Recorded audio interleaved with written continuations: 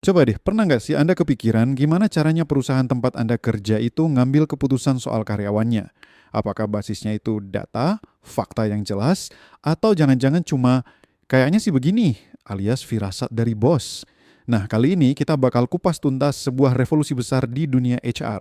Kita akan lihat pergeserannya dari yang tadinya cuma main tebak-tebakan, jadi pakai strategi yang super tajam berbasis data. Oke, ini dia peta jalan kita. Kita akan bahas soal firasat lawan fakta, bahayanya salah diagnosis, terus apa solusinya.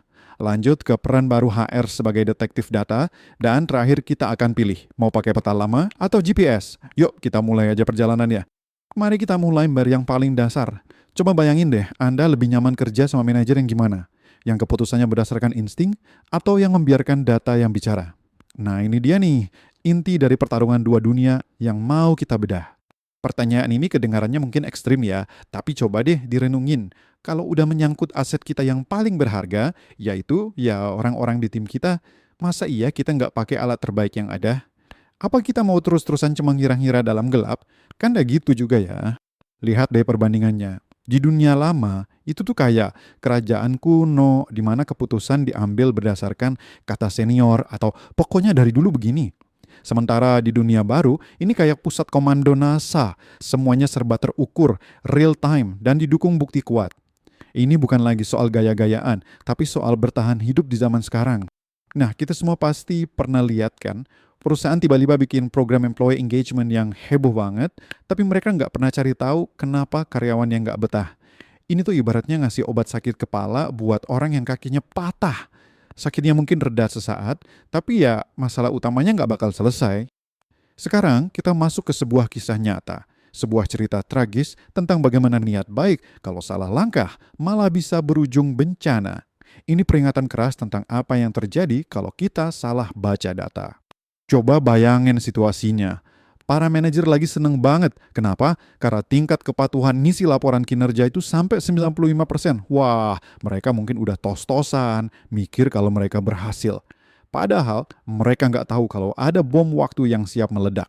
Dan boom, bom waktunya meledak. Ternyata meskipun semua orang sibuk banget ngisi laporan, target utama perusahaan yang kecapek itu cuma 40%. Ini tuh kayak kapal yang krunya sibuk luar biasa, ngegosok dek kapal sampai kinclong, tapi mereka nggak sadar kapalnya lagi pelan-pelan tenggelam. Loh, kok bisa begini? Lihat deh grafiknya. Aktivitasnya tinggi banget, hampir 100%, tapi pencapaiannya jauh di bawah. Ini jelas banget kasus klasik sibuk versus produktif. Gerak terus tapi nggak sampai-sampai ke tujuan. Pernah ngerasain ini di tempat kerja Anda? Jadi, apa penyakitnya? Ternyata kerjaan harian itu nggak nyambung sama tujuan besar perusahaan. Penilaian kerja juga cuma jadi ritual tahunan yang nggak ada artinya. Dan digitalisasi cuma buat mindahin arsip kertas ke komputer, bukan buat bikin strategi. Intinya, ngumpulin data doang itu nggak cukup. Anda harus pakai data itu buat mikir. Oke. Kita udah lihat masalahnya, tapi tenang, selalu ada solusinya kok. Ada cara buat keluar dari siklus tebak-tebakan ini dan mulai mengambil keputusan yang beneran nendang hasilnya. Anggap aja ini kayak jadi detektif. Detektif yang jago kan nggak bakal nangkap orang cuma gara-gara firasat kan? Dia bakal kumpulin bukti, wawancara saksi, sampai kasusnya kuat. Nah, manajemen SDM berbasis bukti ini cara kerjanya persis kayak gitu. Ini penting ya. Ini bukan berarti kita ganti manusia pakai robot. Sama sekali bukan. Justru ini soal menggabungkan kekuatan data sama kearifan manusia. Bayangin deh, Anda punya tim yang isinya ilmuwan data, praktisi senior yang berpengalaman, sama pemimpin yang peduli. Itulah kekuatan sebenarnya.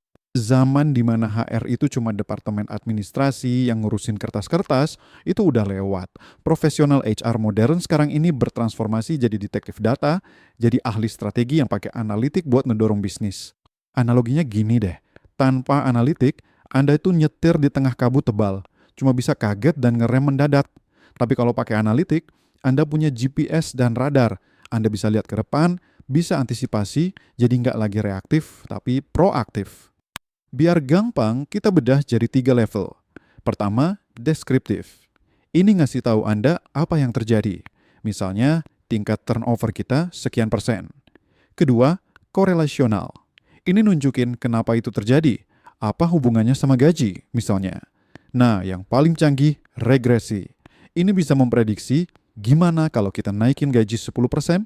Turnover bakal turun berapa? Keren banget kan? Nah, sekarang kita sampai di persimpangan jalan. Pilihan yang Anda ambil sekarang, itu yang akan menentukan masa depan organisasi Anda. Jadi, mau pilih jalan yang mana? Dengerin ya, masalah teknis kayak data berantakan atau kurang ahli, itu bisa diatasi, ada solusinya. Tantangan yang sesungguhnya itu justru masalah budaya, meyakinkan orang untuk lebih menghargai kinerja daripada senioritas, membuat semua orang nyaman dengan transparansi. Nah, itu pertarungan sebenarnya. Jadi, coba tanya ke diri sendiri, organisasi Anda ini lagi pakai apa buat navigasi? Masih pakai peta kertas yang udah usang dan sobek-sobek? Atau udah pakai GPS canggih yang real time? Jawabannya bakal nentuin apakah Anda sampai tujuan atau malah nyasar.